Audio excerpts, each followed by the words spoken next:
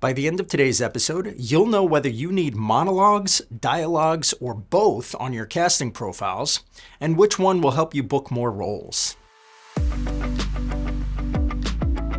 Welcome to the Actor's Career Compass, where we help aspiring screen actors find high-quality auditions, sign with great agents, and book major roles in legit productions.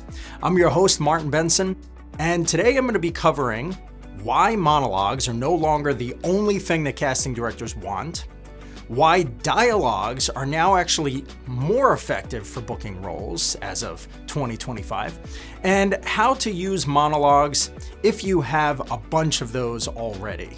So recently there was a switch, and now more and more casting directors and agents are wanting to see at least some dialogues on actors' casting profiles. Why? Well, because they want to be able to see how you react or listen and interact with other actors, not just how you deliver your lines. And that's why scenes from actual short films are so useful. Don't worry though, if you don't have any scenes to use, you can shoot your own dialogue scene on a self-tape setup, just the same way that you do any self-tape audition or a monologue. So here's what I recommend when it comes to dialogue clips. Number one, the dialogue scene should be around 30 to 45 seconds, maybe 60 seconds max. Try not to have like a 2 or 3 or 4 minute thing because people just aren't going to watch something that's that long. Now, the next thing is it needs to show you with film acting, right? So natural performance. Try to avoid things that are kind of overdone or too big. Especially if that's the type of work that you're looking, they really want to see as if you were in this real setting. Let's say you're having a conversation with someone in real life. How might you interact if this were happening, right? You wouldn't go overboard and do things too big, right? So we need it to be refined and natural and subtle.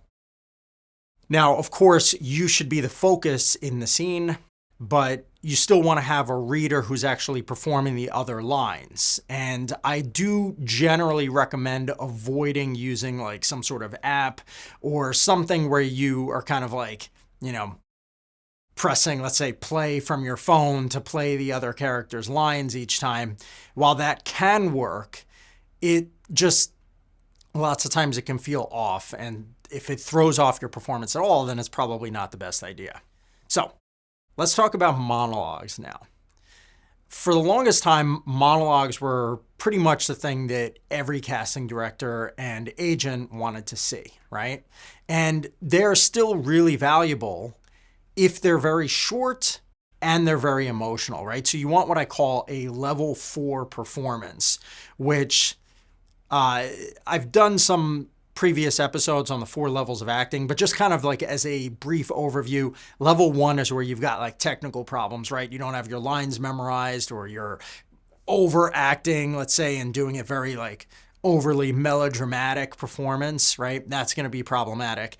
If you fix all of that, then you're at a level 2, which means that while your acting is natural and subtle, it's still kind of a little bit problematic because let's just say that you're not clear on what's actually happening in the scene, right? So you haven't made clear choices for everything and you don't really know what's going on. And so it kind of makes your performance like it's a little bit difficult to follow, right?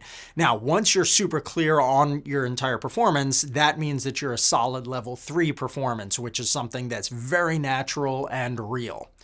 Now, that's fine, and that technically can book work, but if you want to kind of take it up one more notch, and again, especially for something like a monologue or even a dialogue scene, if you're having a clip that's posted on your profile for anybody to see, why not make it something that's more emotional and more interesting for the viewer, right? So rather than just kind of having a conversation about something with a friend, let's say, talking to them, what if you made it where you're talking, let's say that you're talking to a friend, but you're just talking about something much more deep, right? Like they're going through something very traumatic and you're trying to help them through it, right? So just something that's more emotional and interesting and really engaging, and something that when you watch it, you feel something.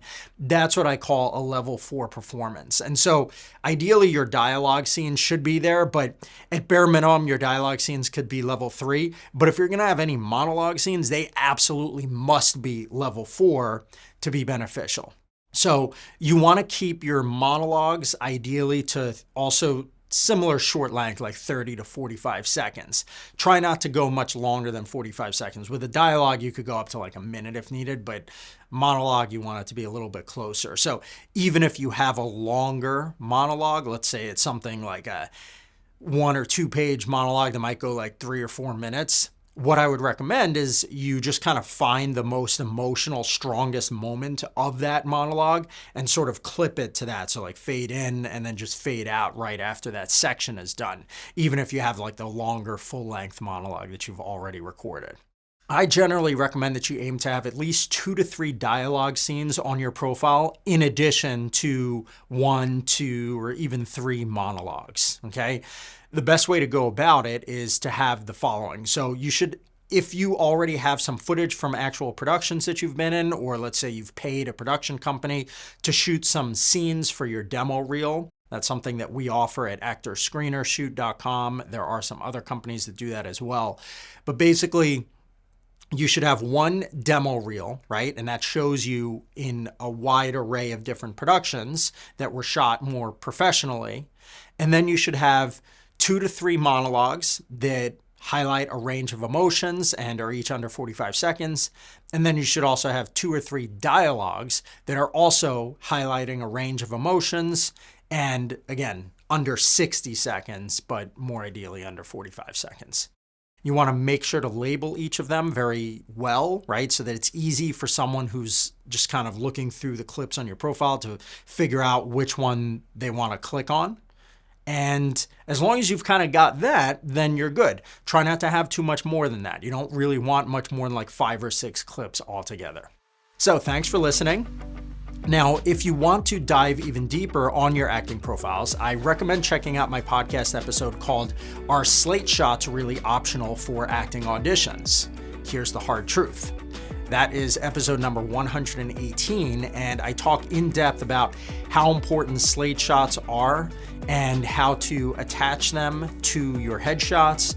And again, this is mostly for actors who use Actors Access. Some other acting profiles and online websites don't actually allow you to use slate shots, but for Actors Access, they're definitely very important.